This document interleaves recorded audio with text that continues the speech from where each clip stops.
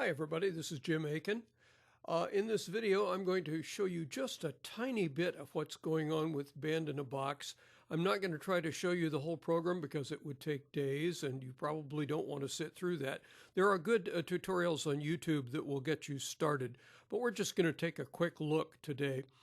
What you're looking at right now is the Band in a Box main screen, and you can see I've typed some chord symbols here. It's very smart about how it interprets these chords, but I can type them at any time. Let's say I decide I don't like this B flat 9. I want to keep the F9 clear through the bar. I just click there, hit the delete key, and it's gone. Now, if I changed anything, I have to generate the backing tracks before we can listen to them. So I'm going to click generate and play. It will churn for a minute, then it will give you a 2-measure count off, and then you'll hear the jazz blues.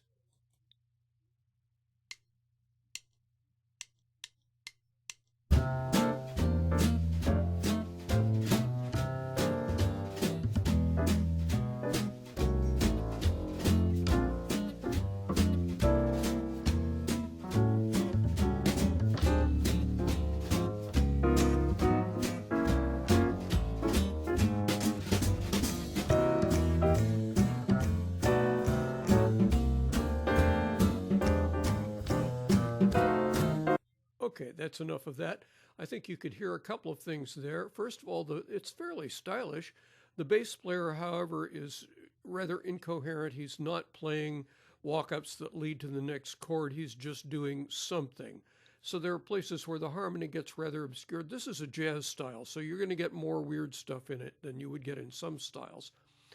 Now, if I want an entirely different style, I could click over here on the style thing and say, I'd like to see the style picker, please. And then we get this enormous window here where I can choose. So let's see, at the moment we're looking at everything pop. Let's say show all categories. Yeah. And I can choose a time signature. I could choose whether I want to have swing or straight time. I could choose a desired tempo, which might fit, narrow down the list. The point is, this is a huge database, and you want to narrow it down. Let's say I thought, well, maybe this one would be good. How about this one? So I double click on it.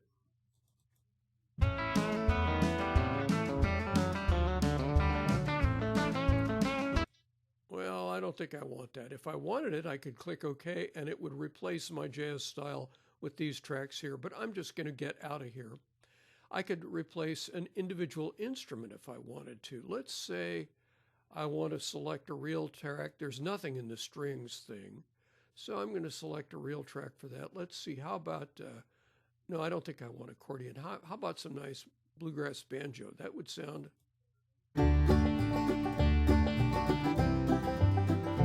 Well, that's the whole style, but I just want the banjo. But you see, now we have a banjo.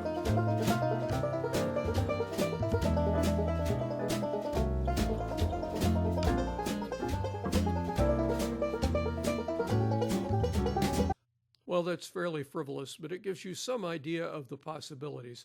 There are menu buttons that you can press, and I would be remiss in letting this video end without showing you the options. The preferences box, you can see this, it has more tabs than you have ever seen in a preference box in your life. This is an indication of the sheer complexity of Band in a Box. You can get great results quickly, but there's a huge learning curve if you want to do anything complicated. And that's entirely enough for today.